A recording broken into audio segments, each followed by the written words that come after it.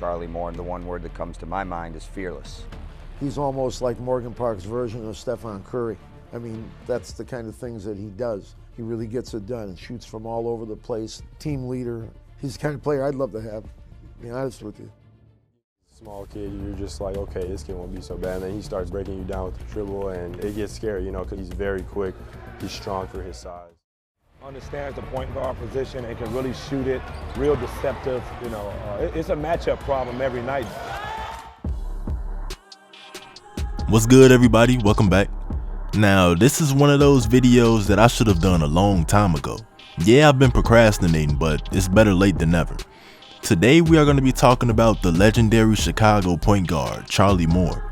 We don't hear his name as much as we used to, but about 4 to 5 years ago, he was a very big deal.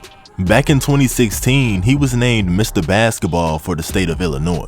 If you don't understand how much of a big deal this is, let me give you a couple examples to help you out. In 1994, Kevin Garnett was named Mr. Basketball. He went on to have a legendary career, and now he is a Hall of Famer. Jabari Parker was also named Mr. Basketball, twice actually. He had a good one and done season at Duke, and he is still on an NBA roster. And last but certainly not least, we have Derrick Rose, who went on to become a #1 draft pick and the youngest MVP in NBA history.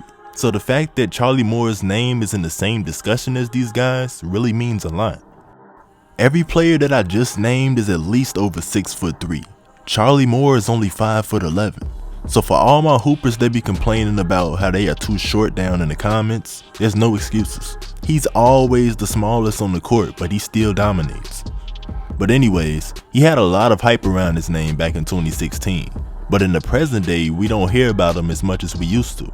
So today we're going to be talking about what happened to his career and where he is now. So enough of all that talking, let's get right into this video.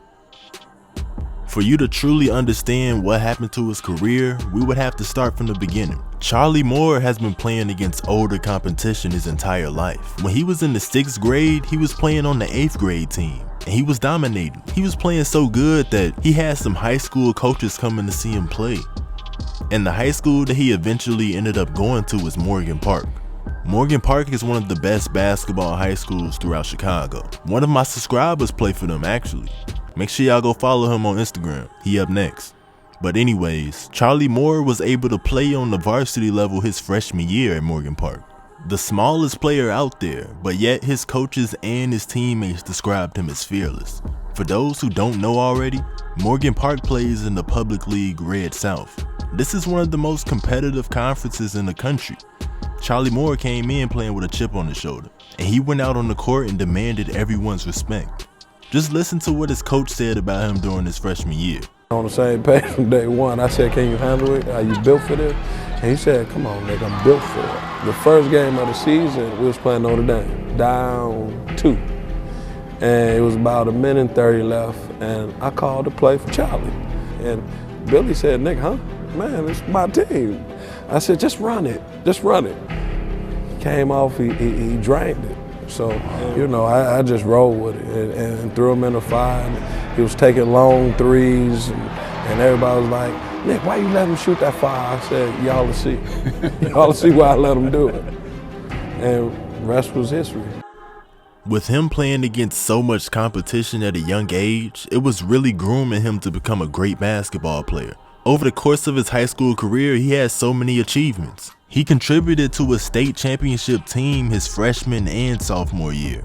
For majority hoopers around the world, it's hard enough to even win a conference championship. But by his junior year, he was playing alongside Marcus Levette Jr. And even though Charlie Moore wasn't the only star on the team, he was still able to manage 25 points, 6 assists, and 5 steals a game. That dynamic duo was really unstoppable. Now, moving on to his senior season, he improved even more, boosting his stats up to 28 points, 7 assists, and 5 steals a game. And with this performance, he was named Mr. Basketball of Illinois. He wasn't able to win another state championship that year to put the icing on the cake, but it happens, you can't win it all. Now, let's move on to his college career because this is when things really started to change for Charlie Moore. He had a couple of good schools trying to offer him. He had Memphis, DePaul, and Illinois, just to name a few. He initially committed to Memphis, but he ended up changing his mind. He felt that California was the best fit for him. His freshman year was the 2016 through 2017 season, and he started off hot. In one of his first games, he put up 38 points, and this was a freshman record for the team. Throughout the season, he played pretty solid, and he averaged about 12 points and 4 assists a game. It really seemed like he was a good fit for that program, but for his sophomore season, California had a change of coaches, so he felt it was time for him to find a new home. He ended up transferring to Kansas University. Due to the regulations the NCAA has on transfers, he had to sit out during the 2017 through 2018 season. So he had went under the radar a little bit, but he kept working on his game, and eventually he returned back to the court during the 2018 to 2019 season. When he came to Kansas, he wasn't playing as much as he did with California. It's mainly because the team had some guards that were ahead of him on the roster. Players like Quentin Grimes and Devon Dotson.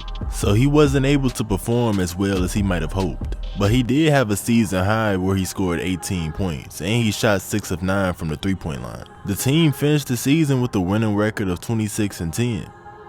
But after the season was over, he transferred to another school named DePaul University, and this is where he is playing in the present day. I really think this program is a perfect fit for him. He is playing his best basketball yet. He has a starting role and he's putting up 16 points a game. He has one more year of eligibility left, so hopefully he can come back even better and possibly get some interest from some NBA scouts. But I don't know what the future holds, so we're gonna have to wait and see. But this the end of the video, and I'm gonna let my friend do the outro this time. Alright y'all, that's all for this video today. But if y'all like the content y'all watching, go ahead, like this video, then make sure y'all hit the subscribe button. After that, hit my boy up on the gram and Twitter with some video ideas. His @name's right here on the screen for you, and I promise you, he'll respond. That's all for this one. Y'all be smooth out there. Peace. Fuck it. When you speaking facts, you gotta have receipts. I will never see defeat. Gotta always be discreet. I try to keep it low key as I reach another barrier. La Shawty did me dirty. Now these lyrics gotta bury her. I treat her like LeBron. I always gotta carry her. But when you like this video, give it a like.